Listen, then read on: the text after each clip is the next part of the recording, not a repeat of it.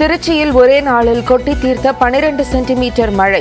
ஸ்ரீரங்கம், சமயபுரம், திருவானைக்காவல் கோயிலின் பிரகாரங்களை சூழ்ந்த மழைநீர்.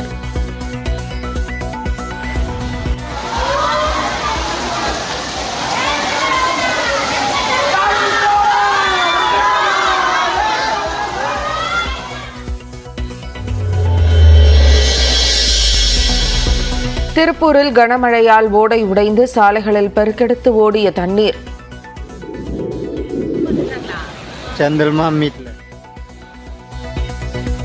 பள்ளக்கவுண்டம்பாளையம் அருகே 6 வழி சாலையில் தேங்கிய மழைநீரால் போக்குவரத்து பாதிப்பு.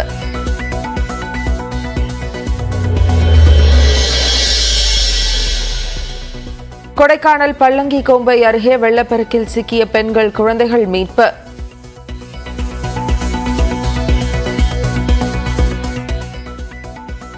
உதகையில் கனமழையால் சாலையில் தேங்கிய மழைநீரில் சிக்கிய சுற்றுலா பயணிகளின் வாகனம்.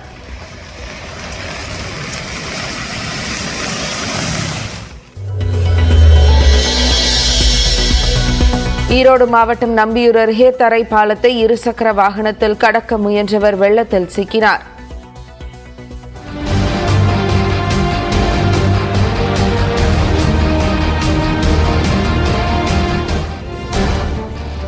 கயிறு கட்டி பத்திரமாக மீட்ட பொதுமக்கள்.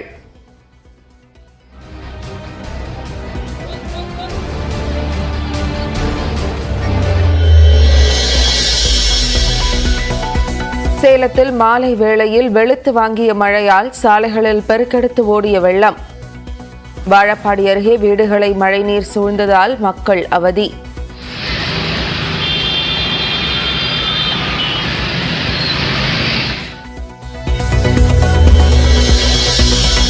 தேனி, விருதுநகர், தென்காசி மாவட்டங்களில் இன்று மிக கனமழை பெய்யும் என வானிலை மையம் எச்சரிக்கை. தென்மேற்கு வங்கக்கடல் பகுதியில் நாளை குறைந்த காற்றழுத்த தாழ்வு பகுதி உருவாக வாய்ப்பு.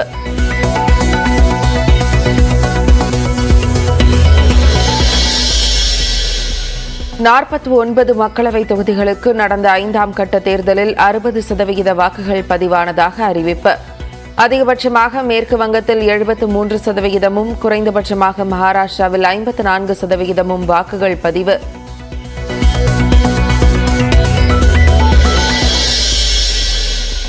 ஊழல்வாதிகளின் கைகளில் ஒடிஷா மாநிலம் சிக்கியிருப்பதாக பிரதமர் மோடி பரப்புரை. பூரி ஜெகநாதர் கோயில் அறக்கட்டளையை பூட்டி அதன் சாவியை தமிழ்நாட்டிற்கு வி.கே. பாண்டியன் எடுத்து சென்று விட்டதாகவும் விமர்சனம். जगन्नाथ जी का मंदिर भी सुरक्षित नहीं बचा है। पिछले 6 साल से श्री रत्न भंडार की चाबी का अता पता नहीं है।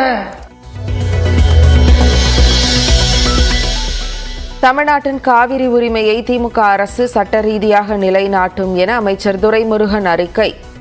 எதிர்க்கட்சித் தலைவர் எடப்பாடி பழனிசாமிக்கு கள்ள மௌனம் கைவந்த கலை என்றும் விமர்சனம்.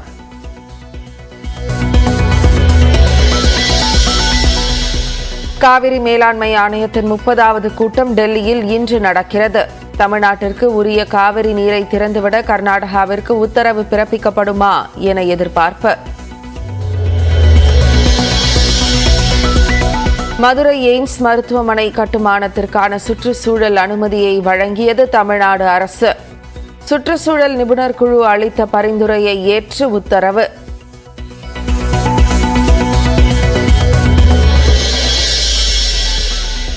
எடப்பாடி பழனிசாமியுடன் கருத்து வேறுபாடு இல்லை என எஸ்.பி. வேலுமணி விளக்கம். திமுக உள்ளிட்ட சில கட்சிகளே குழப்பத்தை ஏற்படுத்துவதாகவும் விளக்கம். எங்களுக்குள்ள பிரச்சனை, நாங்கெல்லாம் தேர்தல் வேலை பார்த்து எல்லாம் அமைதியா இருக்கிறோம். இப்போ வேலையில் கொஞ்சம் குறைவா இருக்கிறங்காட்டி இன்னைக்கு பாத்தீங்கன்னா ஃபேமிலியோட இருக்கிறோம். திமுக இன்னும் மற்ற கட்சிகள் தூத்துக்குள்ள இருக்கிறாங்க. உதகை தாவரவியல் பூங்காவில் நடைபெறும் மலர் கண்காட்சி வரும் 26ஆம் தேதி வரை நீட்டிப்பு. சுற்றுலா பயணிகள் வருகை அதிகரித்த நிலையில் தோட்டக்கலைத்துறை அறிவிப்பு.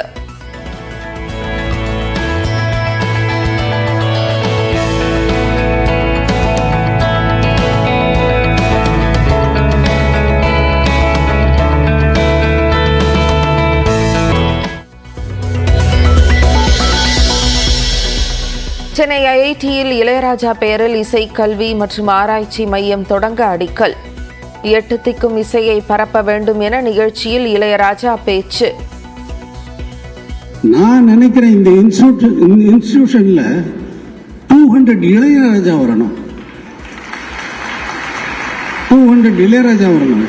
எல்லாரும் மியூசிக் கத்துக்கிறது இல்ல, மியூசிக் மூச்சா போச்சு எனக்கு.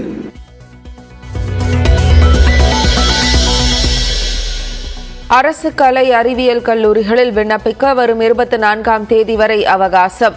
இதுவரை 2,21,000 மாணவர்கள் விண்ணப்பம்.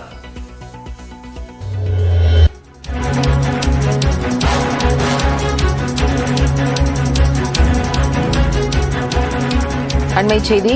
3 மாவட்டங்களில் 10 மணி வரை மழை பெய்யும் என வானிலை ஆய்வு மையம் தெரிவித்திருக்கிறது. குறிப்பாக சென்னை, செங்கல்பட்டு, காஞ்சிபுரத்தில் காலை 10 மணி வரை மிதமான மழைக்கு வாய்ப்பிருப்பதாக தெரிவிக்கப்பட்டிருக்கிறது. இதுகுறித்து கூடுதல் விவரங்களோடு செய்தியாளர் சடையாண்டி இணைப்பில் இருக்கிறார்.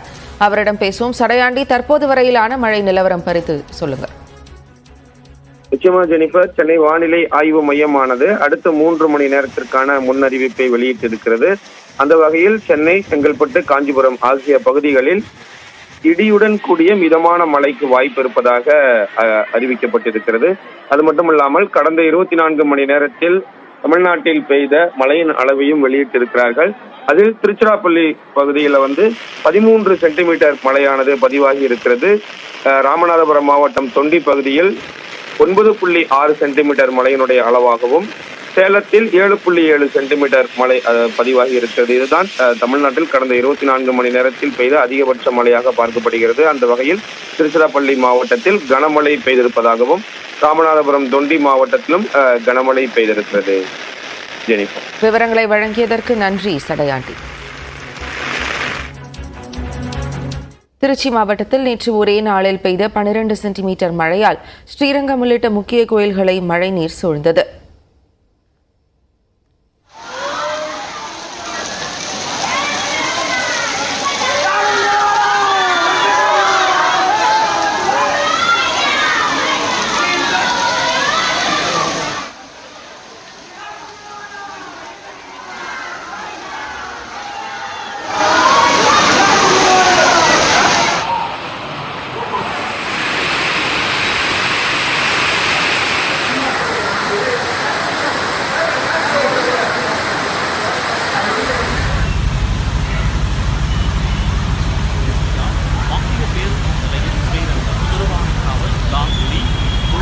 உள்ளிட்ட பகுதிகள் வெள்ளக்காடாக காட்சியளித்தன.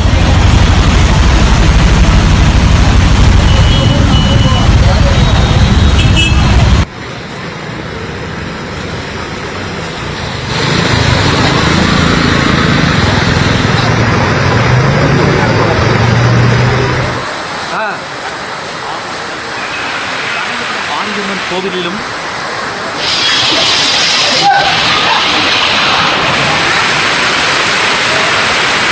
பல ஆண்டுகளுக்கு பிறகு மே மாதத்தில் திருச்சியில் அதி கனமழை பெய்திருப்பதாக தனியார் வானிலை ஆய்வாளர் பிரதீப் ஜான் எக்ஸ் பக்கத்தில் பதிவிட்டுள்ளார். இதனிடையே திருச்சி மாநகரில் உள்ள கூபர் ரோட்டில் உள்ள திருச்சி அமர்வு நீதிமன்ற காவல் நிலையம் உள்ளேயும் மழைநீர் பெருக்கெடுத்து ஓடியது. திருச்சி மாவட்டம் லால்குடி அருகே கொப்பாவளி என்ற இடத்தில் பழமையான புளியமரம் சாய்ந்ததில் அந்த வழியாக இருசக்கர வாகனத்தில் சென்ற சுரேந்தர் குமார் மற்றும் கோகுல் ஆகிய இருவரும் படுகாயமடைந்தனர். அப்பகுதி மக்கள் அவர்களை மீட்டு லால்குடி அரசு மருத்துவமனைக்கு அனுப்பி வைத்தனர். சேலம் மாநகர் மற்றும் புறநகர் பகுதிகளிலும் 5 மணி நேரத்திற்கு மேலாக மழை வெளுத்து வாங்கியது. சேலம் பழைய பேருந்து நிலையம், கடரம்பட்டி, கிச்சிப்பாளையம், வின்சன், அஸ்தம்பட்டி, புதிய பேருந்து நிலையம், அரிசிப்பாளையம், கொண்டலாம்பட்டி உள்ளிட்ட பகுதிகளில் நேற்று பிற்பகல் 3:30 மணிக்கு தொடங்கிய மழை சுமார் 5 மணி நேரம் நீடித்தது. குறிப்பாக சேலம் பழைய பேருந்து நிலையம் அருகே காந்தி சிலை பகுதியில் இருந்த கடைகளிலும் மழைநீர் புகுந்தது.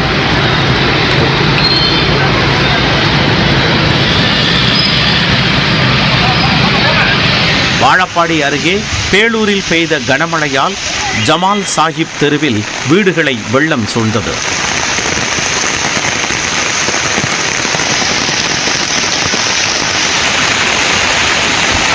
இதேபோல் கரூர் மாநகர பகுதிகளான காந்தி கிராமம், சுங்க கேட், திருமாநிலைப்பூர், பசுபதிபாளையம், தாந்தோன்றிமலை உள்ளிட்ட பகுதிகளில் சுமார் 2 மணி நேரத்திற்கு மேலாக கனமழை பெய்தது. இதனால் கரூர் திருச்சி சாலை மற்றும் தாந்தோன்றிமலை சாலையில் மழை நீர் அதிக அளவு தேங்கியது.